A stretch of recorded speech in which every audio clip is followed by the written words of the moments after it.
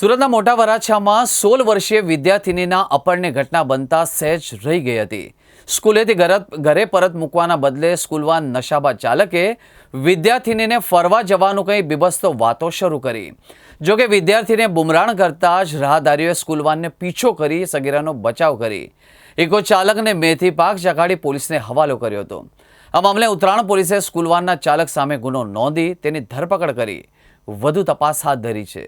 સુરતના મોટા વરાછા ખાતે 16 વર્ષની ઉંમરની એક સ્કૂલની વિદ્યાર્થી ને ધર્મેશ પટેલ નામના સ્કૂલ વાન ચાલક દ્વારા એને ફરવા લઈ જવાના બહાને અપહરણ કર્યાની ઘટના બનેલી.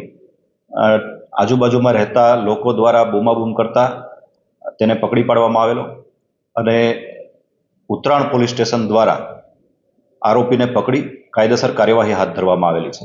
સમગ્ર મામલે ભારતીય ન્યાય સંહિતાની વિવિધ કલમો તથા પોક્સો એક્ટની કલમ 12 હેઠળ ગુનો નોંધી આરોપીની અટક કરી કાયદેસર કાર્યવાહી હાથ ધરવામાં આવેલ છે.